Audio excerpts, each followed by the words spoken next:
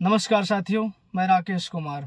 आज आप लोगों को एक सच्चाई बताने आया हूँ। चुनाव नजदीक आ रहा है, सबको पता ही है।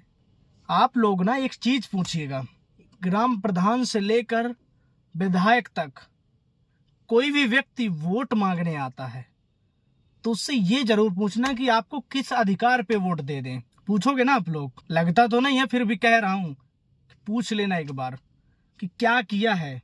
दारू और पैसा हमारी जिंदगी नहीं चला सकता, हमारे बच्चे और हमें नहीं पाल सकता।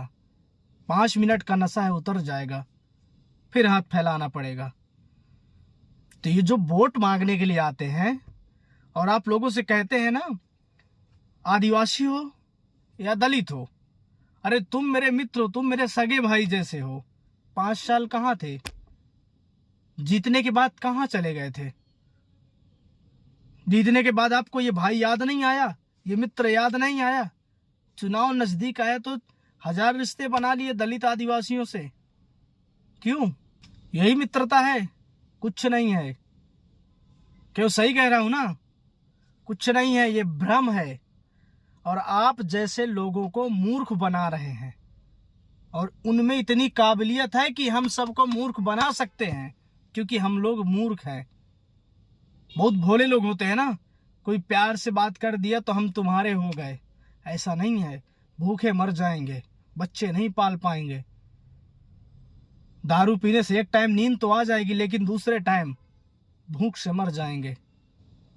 वोट के लिए थोड़े से पैसे देंगे, उस पैसे से कुछ दिन तो चल जाएंगे, लेकिन आगे की जिंदगी भूखी गुजारनी पड़ेगी, अशिक्षित गुजारनी पड़ेगी। इसलिए हमको शिक्षा से दूर कर रहे हैं, आपस में लड़ा रहे हैं। इस चीज को समझो।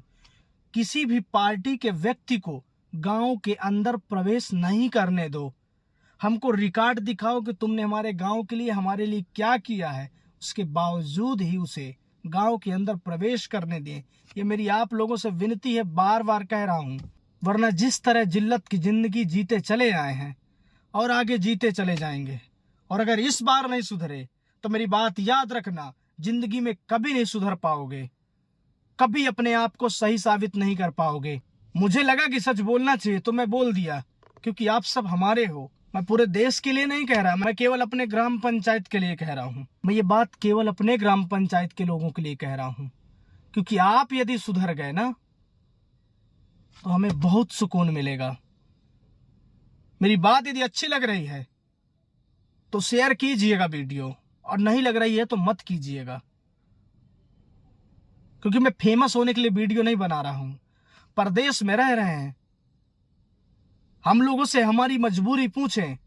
परदेश में रहना कितना मुश्किल काम है, हमसे पूछो ना। इसलिए कह रहा हूं, ताकि कल कोई हमारा भाई, हमारा बेटा परदेश ना आए। इसलिए मेरी आप सभी लोगों से विनती है, मेरी कही गई बातों पर विचार विमर्श अवश्य कीजिएगा, क्योंकि चुनाव नजदीक है। रिश्ते बहुत पक्के लेके आएंगे, पूरे वादे के साथ आएंगे, लेकिन इस बार आप लोगों को सचेत रहना, सावधान रहना है। आगे आपकी मर्जी, वोट आपका है, आपको कोई रोक नहीं सकता। जिसे आपको देना उसे दीजिए, लेकिन भविष्य को ध्यान में रखकर वोट कीजिएगा। जय युवा शक्ति, जय बाबा साहेब।